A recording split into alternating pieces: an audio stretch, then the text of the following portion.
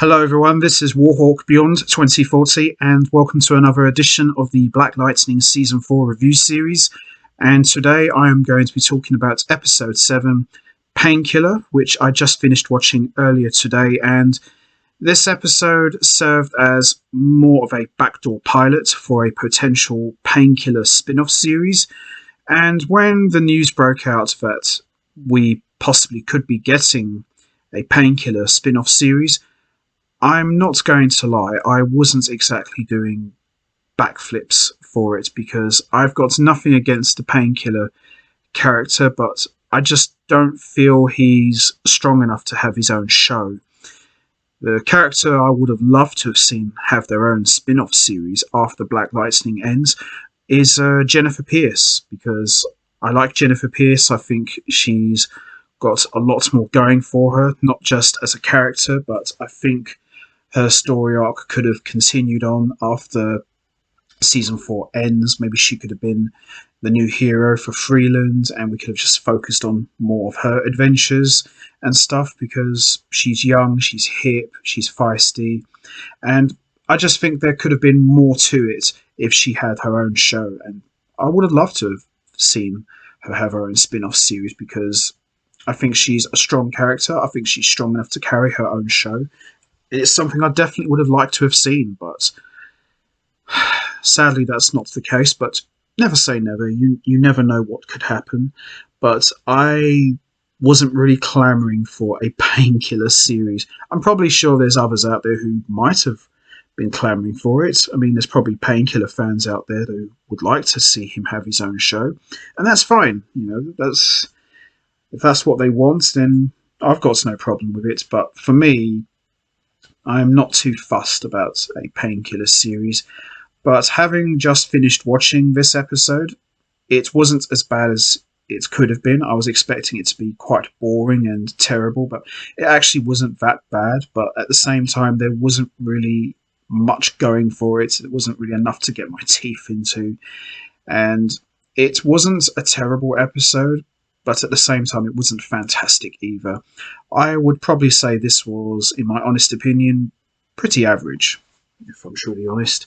The stuff with Grace and Anissa, I actually enjoyed that more, if I'm truly honest. I quite enjoyed watching those two more than seeing Painkiller, but what can you do, really? You can't please everybody, I guess. So, the last time we saw Painkiller was back in Season 3, when he went off the grid, and with Jefferson Pierce's help, he erased all of his records and gave him a chance to start a new life.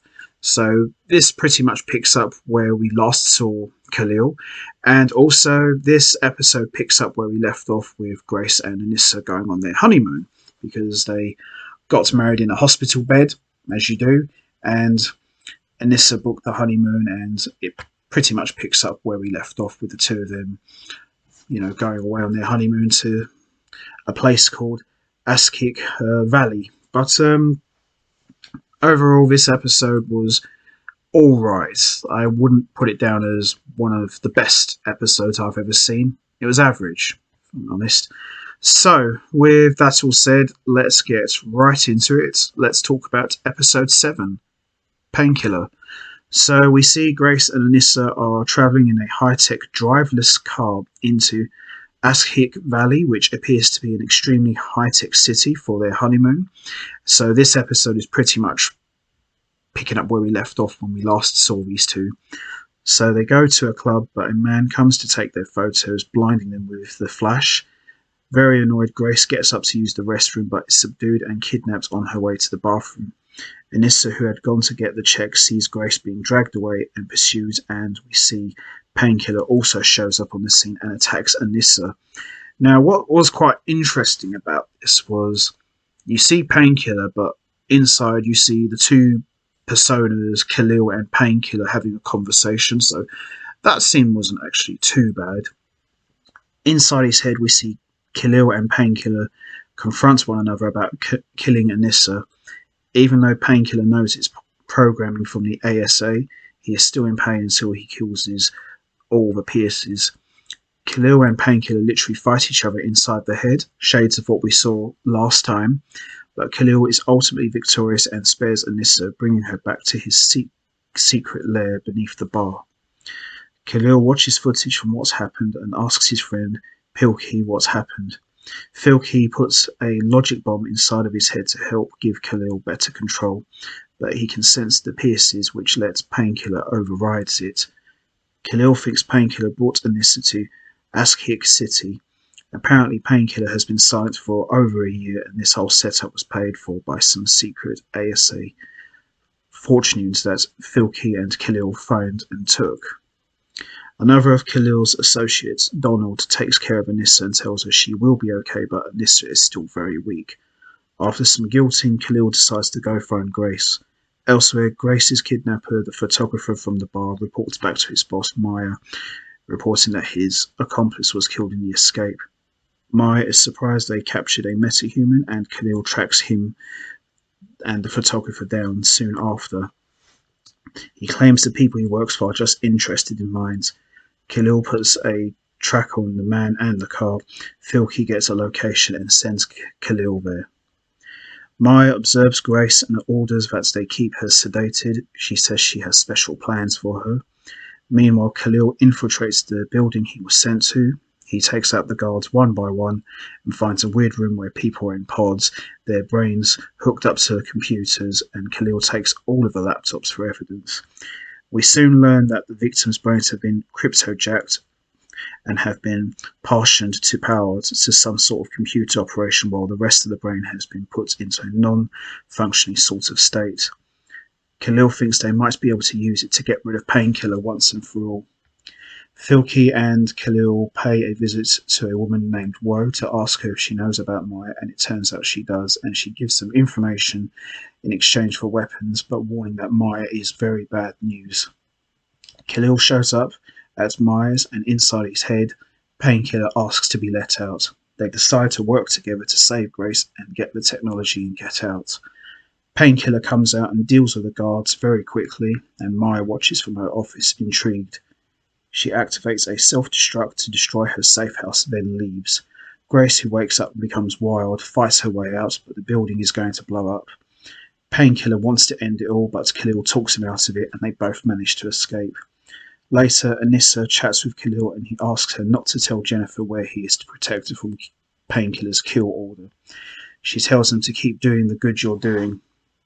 The computers reveal that Maya really is cryptojacking minds, but Filkey thinks it is something bigger than Bitcoin. It turns out that Maya is really Adele's daughter, big twister, and she tells him Painkiller is there. She says it isn't a coincidence. Khalil tracked down the ASA secret millions to fund her lab/bar. He also loves the Pierces, though he struggles with Painkiller, who wants them all dead. And that pretty much ends episode 7 and this backdoor pilot and my overall review. As I said, this episode wasn't terrible. It wasn't great either. It was pretty average. The stuff with Grace and Anissa was probably the most that I enjoyed out of this episode. As I said, I enjoyed it for what it was, but at the same time, it wasn't special. It was just average. But we'll just have to see, really, what's going to happen, whether or not this backdoor pilot will get picked up and converted into a spin-off series. So that's it from me. I'm going to wrap this up now. What did you think of episode 7, Painkiller? Did you enjoy it? Is it something that you would like to see, a Painkiller spin-off series, or are you not that bothered? And also, what was your thoughts on Maya turning out to be Odell's daughter? What plans do you think they have for Painkiller? And also, do you think Anissa could actually tell Jennifer where Painkiller is, or do you think she will honour Khalil's words? You know what to do, guys. Hit the like button, hit the subscribe button, leave your thoughts and comments down below, and I will see all of you next time for another edition of the Black Lightning Season 4 review series, where I'll be talking about Episode 8. So until next time, take care everybody and stay safe, and once again, thanks for listening.